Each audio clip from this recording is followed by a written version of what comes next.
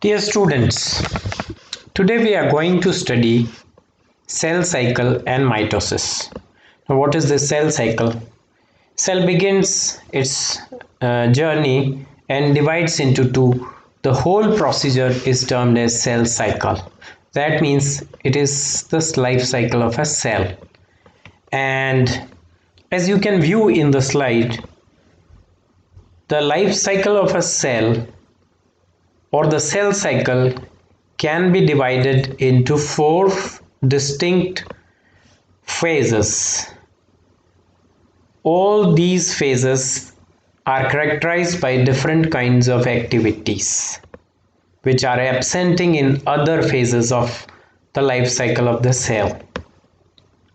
Now, first of all, after division, a cell remains for a while in Z0 state, which is a resting state, and thereafter the actual phase begins, which is G1 phase. In the G1 phase, we'll study it in detail. Let us go to the basics of cell cycle and cell division. The cell cycle is the period between two mitotic divisions, and between two mitotic divisions the phase is termed as interphase, and the cell cycle is the event by which eukaryotic cell doubles its mass. Now, how can it double its mass? It doubles its mass through the two processes, the transcription and the translation. And you are aware of these two terms, that transcription is making of RNA from DNA, and translation is translation of the genetic information which is contained in the DNA into proteins. Then these, after doubling of the mass, the masses, doubled masses are apportioned equally into the two daughter cells.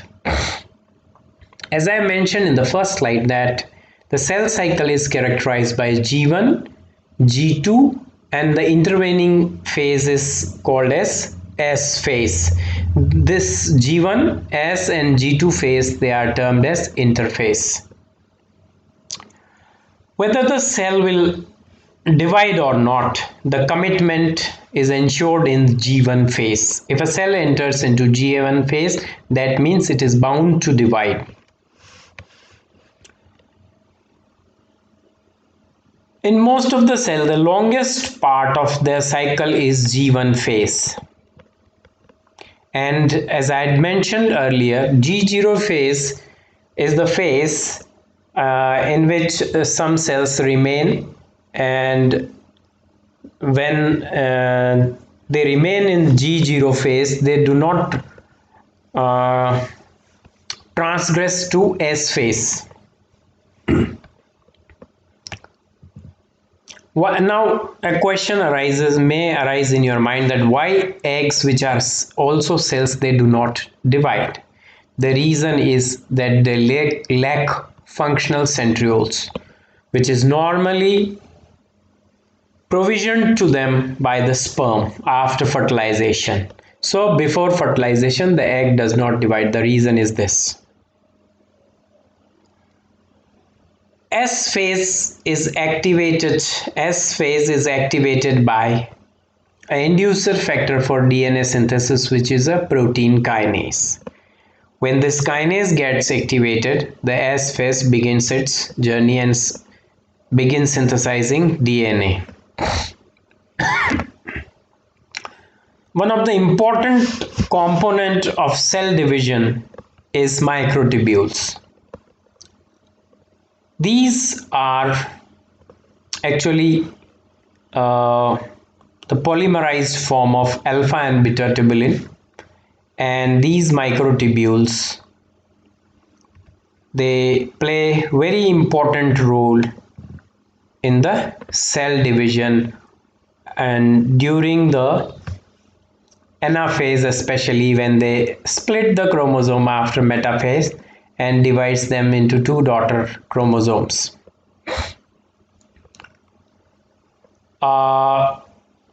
During the cell divisions, the tissue specific growth factors, which are also called as mitogens, their requirement gets lowered. And in cancers, in the disease, in the disease cancer, we just witness the lower demand of mitogens.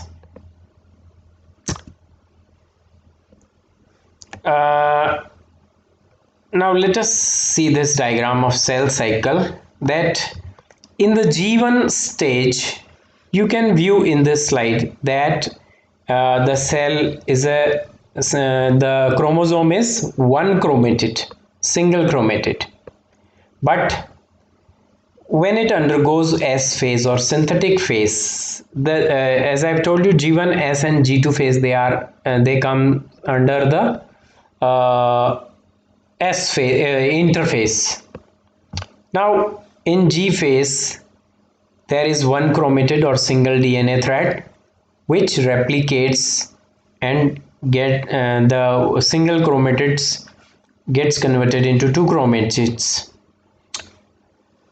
In G1, G2 it remains same, but now you can see at the M phase, commencement of M phase, the M phase kinase, which is an enzyme, gets activated, and it has a regulatory subunit called as cyclin.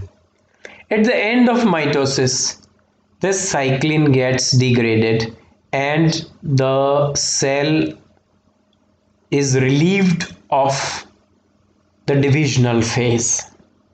Now you can view in G1 phase that there is only single thread or one chromatid, and the two chromatids which we get during NA phase, they are equally apportioned in the two daughter cells, and the cell stops life cycle. And the journey again commences after some time when the nucleocytoplasmic index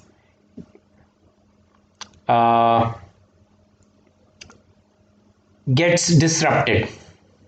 Now as far as the duration of these phases of life cycle, cell cycle, you can view in the slide that G1 in man is around 1 hour, followed by synthetic phase of interphase, which is around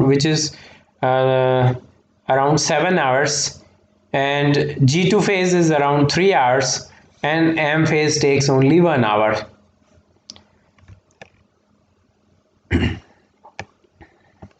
Now I had mentioned that M phase kinase, it gets activated during the commencement of mitotic division. It has two units, CDC2, which has a kinase catalytic, which is a kinase catalytic subunit, and it has a regulatory subunit also, and this regulatory subunit is called as cyclin. When they both get associated, the mitotic phase commences in the cell cycle. Other things which have been illustrated in this slide, they are beyond the scope of your studies. Now come back to this slide again. Let us see at the commencement of G1 phase, it is around 6 to 12 hours, and the DNA here is deployed and the content is 2C. Okay, as far as time period is concerned, it's the most variable phase in the cell cycle. The chromosome condensation factors disappears at the commencement of G1 phase because the chromosome which are the condensed state, they gets converted into chromatin. M phase kinase, which I had mentioned, which is which carries importance as far as mitotic phase is concerned, gets deactivated because the cyclins, the regulatory subunits, they get degraded. In G1 phase, there is no RNA or protein synthesis. Also, no DNA replication is reported.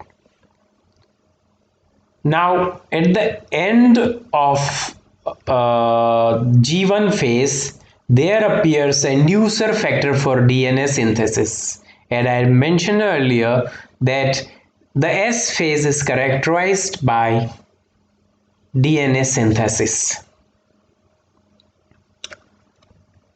Also, histone protein synthesis begins in S phase. The S phase has two characteristic features: that the U chromatin replicates earlier than the heterochromatin. Heterochromatin is the part of centromere, and also the X chromatin, which becomes inactivated in females, is heterochromatic in nature and is late replicating also. RNA synthesis is seen throughout the S phase, throughout the interphase in fact, and it was brought to light by using 3H uridine, and which is the radioactive uridine, and it shows that RNA synthesis takes place throughout the interphase.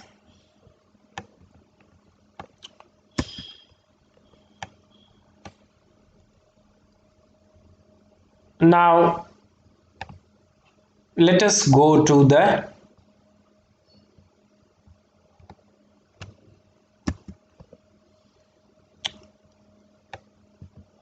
these things which you can view in the slide. They are not in they do not come under your scope. So let us move on to prophase.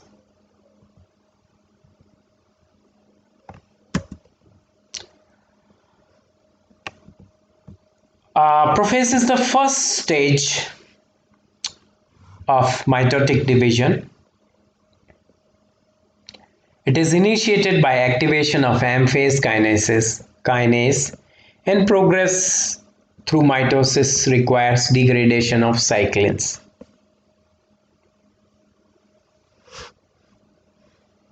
This M-phase kinase phosphorylates lamins, which cause disaggregation of nuclear membrane. The disaggregation of nuclear membrane is clearly seen at the commencement of the prophase, that the nuclear membrane gets degraded.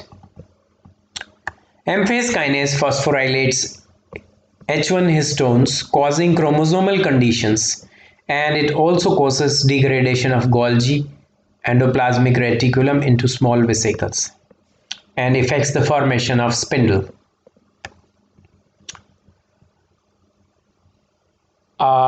In the prophase, as you might have studied, that the chromosomes, they began condensing, and the 10 nanometer fiber, it folds again and again to form the most condensed state, which you view during metaphase. The chromosomes which are viewed in metaphase, they are in the most condensed state. In the metaphase, the chromosomes, they get aligned at the equator. The metaphase state is disrupted by colchicine and vinblastine. These are two biochemicals which impedes the metaphase state. And in the metaphase state, you just can see two chromatids attached at the centromere.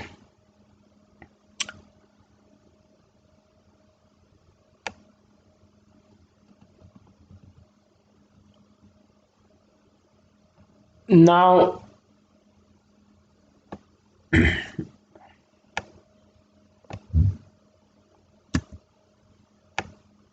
come to anaphase. Anaphase is the state where, due to push and pull of caused by the microtubules or the spindle fibers, the chromosome they breaks at the centromeres into two chromatids.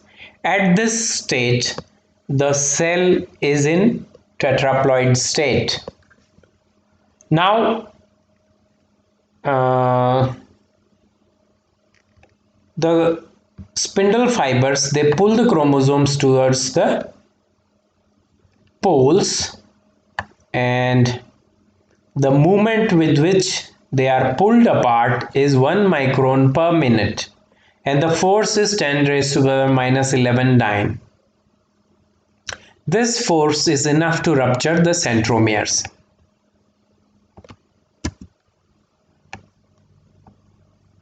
The anaphase has two indistinct phases. Anaphase A. Anaphase A is characterized by movement of chromosome by shortening of spindle fibers. And the spindle fibers, they shortens through depolymerization of tubulin protein. They exert a force, and that force breaks the centromere, and the daughter chromosomes are pulled apart. In anaphase, no ATP is required, and this is not inhibited by Vendate chemical. Anaphase B, the chromosome moves by elongation of spindle fibers. I'll later on I'll teach you that the chromosomes, they are pulled and pushed apart by shortening and lengthening of the spindle fibers. The last phase is telophase. It is characterized by formation of a cleavage with the daughter chromatids, they move to the poles, and the cleavage, it deepens, and at the end of the telophase, the two daughter chromosomes, they get separated. This telophase is inhibited by anti-myosin antibody cytochalasin B. Cytochalasin B inhibits the cleavage. However, it does not affect anaphase. So student, this is all in this lecture, and in the next lecture we will be studying mitotic apparatus. Until then, thank you so much.